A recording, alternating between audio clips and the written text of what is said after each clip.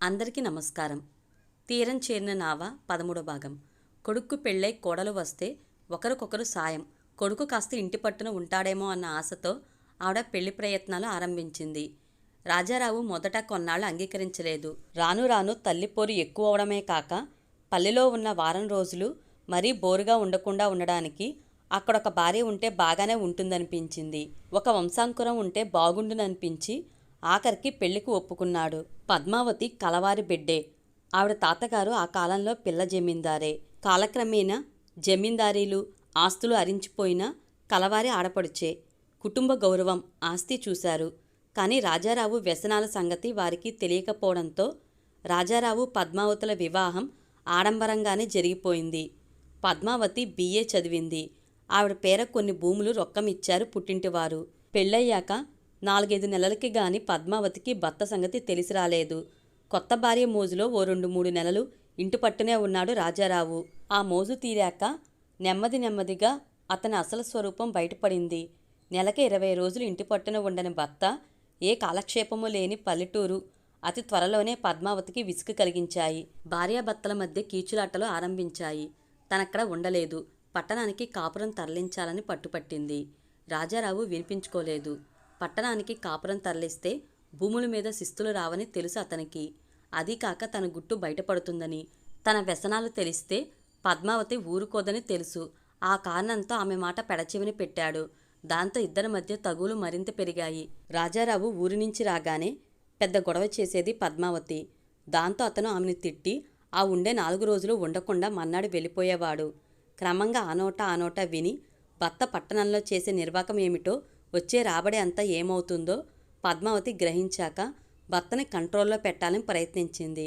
రాజారావు, ఆడదానికి లొంగుతానా, భయపడతానా, మగాణ్ణి, నా ఇష్టం, అడగడానికి నీవెవరివి అన్న అహంకారంతో రెచ్చిపోయి పద్మావతి మీద చేయి చేసుకోవడం ఆరంభించాడు. ఇంట్లో భార్యాభర్తల మధ్య జరిగే గొడవలు చూస్తూ పెద్దమ్మగారు బాధపడ్డం మినహా ఏం చేయలేకపోయింది.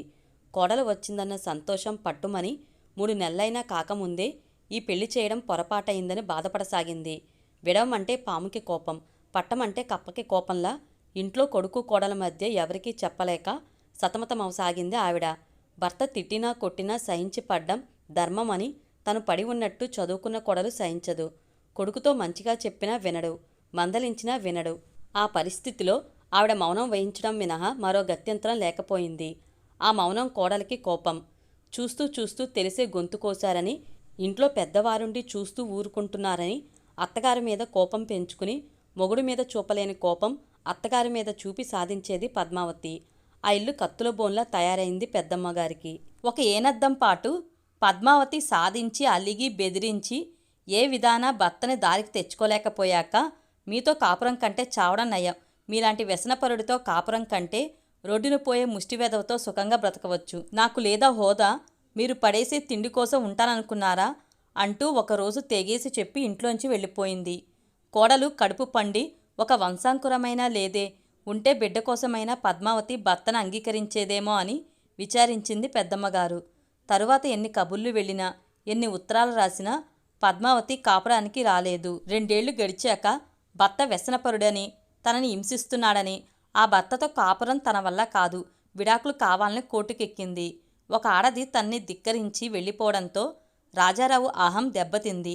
ఆ అవమానం చాలనట్లు కోర్టుకెక్కవలసి రావడం, వ్యసనపరుడుగా దుర్మార్గుడిగా నలుగురు ముందు దోషిలా నిలబడవలసి రావడంతో అతని అహం మరింత దెబ్బతింది.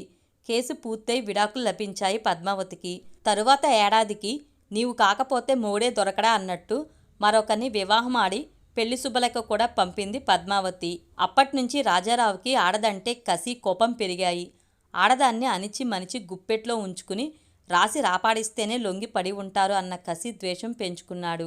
ఆడది పద్మావతే పెళ్లి చేసుకుంటే తను మగవాడు, తనకేం పిల్లనిచ్చేవారు కొదవా, వెంటనే చెప్పు దెబ్బ కొట్టినట్టు తను పెళ్లి చేసుకోవాలనుకున్నాడు. కాస్తో కూస్తో డబ్బు, హోదా, ఆస్తి, అంతస్తు ఉన్న ప్రతివారు రెండో పెళ్లికి పిల్లనివ్వరు. కొందరు ఇద్దామన్న రాజారావు వ్యవహారం ఎలాగో తెలిసి మానుకున్నారు. ఏ కారణం లేకుండా మొదటి భార్య ఎందుకు వెళ్ళిపోతుంది అని ఆరాలు తీసి అసలు సంగతి తెలిసి మానుకున్నవారు కొందరు. మొత్తం మీద ఏమైతేనేం రాజారావు తొందరపడ్డ కొద్దీ అతనికి సంబంధమే కుదరలేదు. పద్మావతి ముందు ఓడిపోయినట్లు కనపడకూడదనుకున్న పంతం పౌరుషంతో లేనింటి పిల్లనైనా సరే చేసుకోవాలనుకున్నాడు. నిజానికి లేనింటిదైతే అణిగిమణిగి పడి ఉంటుందన్న ఆలోచన ఉన్నా చూస్తూ చూస్తూ తన అంతస్తు మరిచి అంతకి దిగజారడానికి అభిమానం అడ్డు వచ్చింది. ఎవరితో చెప్పడం, ఎలా చేసుకోవడం అన్నది అతనికి ఓ సమస్య అయింది.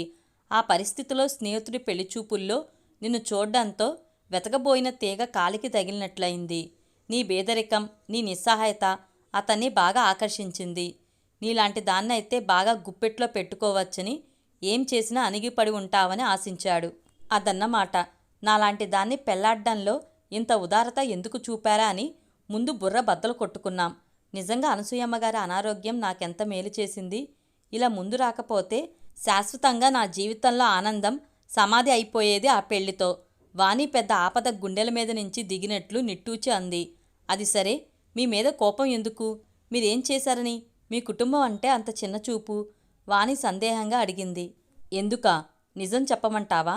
వాణి, నీ దగ్గర ఓ చిన్న నిజం దాచాను, తమాషా చేద్దామని. పెద్దమ్మగారు అంటే ఎవరో తెలుసా? నాకు స్వయంగా మేనత్త. వాణి తెల్లబోయింది ఆశ్చర్యంగా. మీకు మేనత్త అంటే మీ నాన్నగారు ఆవిడ తోబుట్టువులా? అడిగింది అక్షరాల. మా నాన్నకి పెద్ద అక్కగారావిడ.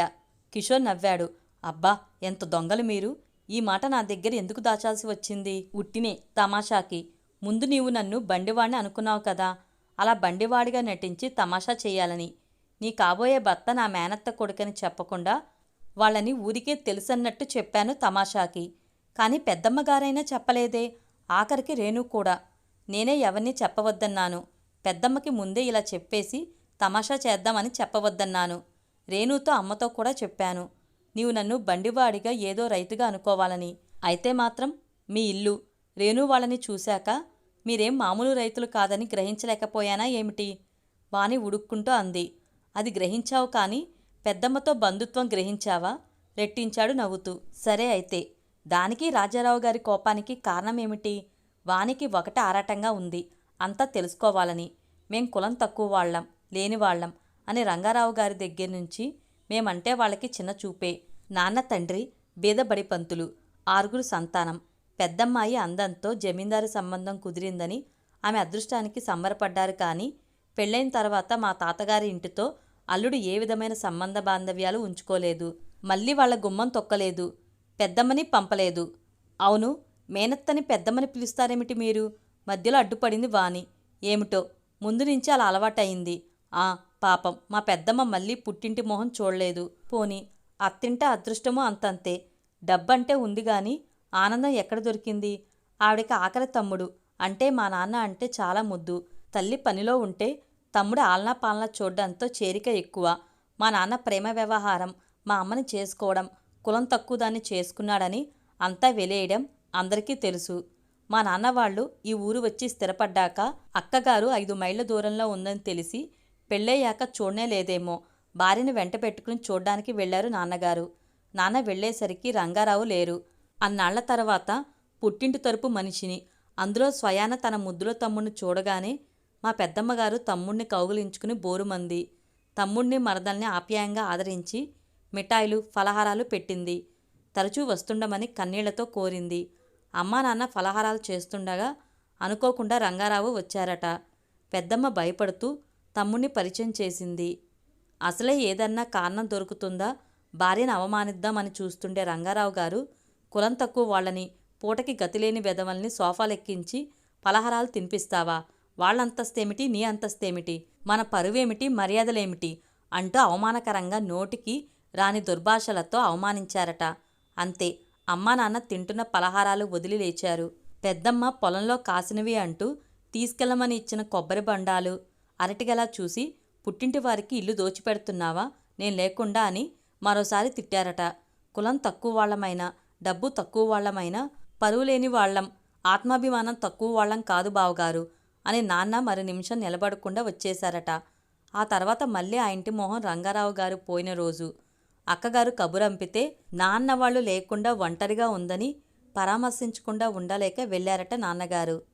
పెద్దమ్మ తమ్ముణ్ణి కౌగిలించుకుని ఇంక నీవేరే నాకు తోడు, అవన్నీ మనసులో పెట్టుకోకుండా వస్తుండరా అని ఏడ్చిందట. అప్పట్నుంచి అప్పుడప్పుడు నాన్న వెళ్తుండేవారట. తండ్రి పోయేసరికి రాజారావుకి 12 ఏళ్ళు. నాకు 2 ఏళ్ళు, రేణు నెలల పిల్ల. 12 ఏళ్ల రాజారావు తండ్రి గుణాలు పునికి పుచ్చుకున్నాడేమో. అంత చిన్న వయసు నుంచి కూడా మేం కానివాళ్లమని, తనేదో జమీందారు బిడ్డ అన్న భావం పాతుకుపోయి మమ్మల్ని చిన్నచూపు చూసేవాడట. నాన్న పిలిస్తే పలికేవాడు కాదట. దగ్గరికి తీస్తే విదిలించుకుపోయేవాడట. మాతో ఆడుకోమంటే చీ అనేవాడట. తండ్రి ఉన్నప్పుడు మమ్మల్ని దగ్గరకు చేరనీయలేదని, తండ్రి పోయాక తల్లి మమ్మల్ని రానివ్వడం అతనికి నచ్చలేదు. కాస్త కాస్త పెద్దవాడవుతున్న కొద్దీ పెద్దమ్మని వీళ్ళనెందుకు రానిస్తావు? నాన్న ఉన్నప్పుడు రానిచ్చేవారు కాదు, నీవెందుకు రానిస్తావు? వాళ్ళకి మనలా డబ్బు లేదట కదా. వాళ్ళది మట్టి ఇల్లు. వాళ్ళ గుడ్డలేమిటి అలా ఉంటాయి అంటూ చేదరింపుగా మాట్లాడడం, తిరస్కార భావంతో చూడ్డం చూసేవాడట. కొడుకు పెద్దవాడవుతున్న కొద్దీ జులాయిగా తిరుగుతుంటే నేను అమ్మానాన్న పెంపకంలో బుద్ధిగా చదువుకుని మంచి పిల్లల్లా పెరగడం చూసి పెద్దమ్మ నన్ను మహా ముద్దు చేసి, నీకంటే చిన్నవాడు కిషోర్ చూడరా ఎంత బుద్ధిమంతుడో, పెద్దవాళ్ళంటే ఎంత భయభక్తులో చూడరా, ఎంత చక్కగా చదువుకుంటున్నాడో చూసి నేర్చుకోరా అంటూ నన్ను ముద్దు చేస్తుంటే కోపంతో ఉక్రోషంతో ఉడికిపోయేవాడు. రంగారావు గారు పోయిన దగ్గర నుంచి పెద్దమ్మ భూములు శిస్తులు వ్యవహారాలు నాన్నగారు చూసి సాయం చేసేవారు. మేం పెద్దయి చదువులు వేళకి డబ్బు కావలసి నాన్నగారు భూమి కౌలుకు తీసుకుని వ్యవసాయం చేస్తానంటే పెద్దమ్మ తమ్ముణ్ణి తమ భూములే కౌలుకు తీసుకోమంది. అప్పట్నుంచి నాన్నగారు ఆ భూములు కౌలుకు చేసేవారు. రాజారావు పెద్దవుతున్న కొద్దీ అతని అహంకారం కోపంతో పాటు మేమంటే చిన్నచూపు కూడా ఎక్కువైంది. మమ్మల్ని చూసినప్పుడల్లా పౌరుషంగా ఏదో అని చిన్నపుచ్చడం, హేళనగా ఎత్తి పొడవడం, తమ జమీందారీ దర్పం అడుగడుగున చూపిస్తూ కించపరుస్తూ సంతృప్తిపడేవాడు. తల్లిని గట్టిగా ఏమనలేక, మమ్మల్ని రావద్దనలేక తల్లి మీద వీలున్నప్పుడల్లా ఎగిరేవాడు. పెద్దమ్మ తన వాళ్ళు తన ఇంటికి వస్తారు, నేను బ్రతికిన అన్నాళ్ళు అని చెప్పేది. ఏమైతేనేం, ఎందుకో ముందు నుంచి మేమంటే సదాభిప్రాయం లేదు అతనికి. పెద్దవాడై ఆస్తి డబ్బు చేతిలోకి రాగానే మరింత విజృంభించాడు. ఈలోగా మా నాన్నగారు పోవడంతో నేను చదువు చాలించి వ్యవసాయంలోకి దిగాను. నా మీద అసలే కోపమేమో, శిస్తులు వసూలు చేసే నెపం మీద పదే పదే పొలాల మీదకి రావడం, దేనికో దానికి ధూమ్ధాములు చేసి ఎగిరి నేను తన కింద కూలివాడినన్నట్టు ఎగిరేవాడు. వాళ్ళ భూములు కౌలుకి చేసినంత మాత్రాన తన కింద నౌకర్లా ట్రీట్ చేయడం నేను సహించలేక అప్పుడప్పుడు అతని ఎగురుడిని తీవ్రంగానే ఎదిరించి జవాబిచ్చేవాణ్ణి.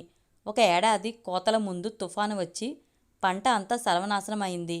పంటతో తనకి సంబంధం లేదు, తన శిస్తు తనకి చెల్లించాల్సిందే, లేకపోతే ఊరుకోను అంటూ బెదిరించాడు. నాకు ఒళ్ళు మండి చేతనైంది చేసుకోమన్నాను. నీ కౌలు లాగేస్తా, మరొకరికిస్తా అంటూ బెదిరించాడు. ఈ ఊర్లో నేను కాక మరోడు ఎలా చేస్తాడో చూస్తా అని నేనూ బెదిరించాను. నాది ఉడుకు రక్తమే, అవమానిస్తుంటే ఎంతకని సహించగలను? ఆ ఊర్లో నేను అందరికీ ఇష్టుణ్ణే. నన్ను కాదని ఎవరూ రాజారావు పొలం చేయరు. అందులో రాజారావు సంగతి తెలిసి ఎవరు ముందుకు వస్తారు? కౌలుకివ్వడానికి ఎవరూ దొరకలేదని, అందుకు నేనే కారణమని నా మీద మరింత కసి పెంచుకున్నాడు. పొలం అమ్మి పారేస్తా గాని ఆ వెధవకివ్వను అని ప్రగల్భాలు పలికాడు. కాని అంత పొలం ఆ పల్లెలో కొనేనాదుడు లేకపోయాడు. అడిగిన ఒకరిద్దరూ అదును చూసి అసలు ఖరీదులో 4వ వంతు అడిగారు. రాజారావు నా మీద కసి పెంచుకోవడం మినహా ఏం చేయలేకపోయాడు. 1 ఏడాది పొలం బీడులా పడి ఉంది. ఆ ఏడాది మేము నానా అవస్థలు పడ్డామనుకో. ఆఖరికి తను కలగచేసుకోనట్టు పెద్దమ్మ చెప్పినట్లుగా పెద్దమ్మ చేత నన్ను పిలిపించి తిరిగి పొలం చేసుకోమని చెప్పించాడు. రాజాతో నీకేం సంబంధం కిషోర్, నేను చెప్తున్నాను, నేను బ్రతికినన్నాళ్ళు చెయ్యి అంటూ పెద్దమ్మ అంది. నా మీద ధూమ్ధాములు చేయని పక్షంలో చేస్తాను, శిస్తులు మీకే ఇస్తాను. రాజారావు నా పొలంలోకి రావడం ఒప్పుకోను అంటూ పెద్దమ్మకి చెప్పాను. అప్పట్నుంచి నా మీద మరింత కోపం. దానికి తోడు అతనికి పెళ్ళై పద్మావతి కాపురానికి వచ్చింది. ఆవిడ ఎందుకో నన్ను లైక్ చేశారు. ఆ పల్లెటూరులో నాలా సరదాగా మాట్లాడి కాస్త చదువుకున్నవాడు కనబడగానే కాలక్షేపం లేక కొట్టుకునే ఆవిడ నేను వెళ్ళినప్పుడల్లా సరదాగా మాట్లాడేది. పేకాడుదామని చంపేది. ఇద్దరం క్యారమ్స్ ఆడేవాళ్లం. 2 సార్లు పొలాలు తోటలు చూస్తానంటూ మా ఊరు వచ్చి మా ఇంటికి వచ్చింది. నాతో ఆవిడ స్నేహం రాజారావుకి కంటగింపుగా ఉండేది. భార్యని అడ్డమైన వాళ్లతో ఏమిటా మాటలు నవ్వులు అని తిట్టాడు. పద్మావతి ఒళ్ళు మండి, ఎవరా అడ్డమైన వాళ్ళు? మీ మేనమామ కొడుకేగా, మాట్లాడితే తప్పేమిటి అంటూ ఎదిరించేది.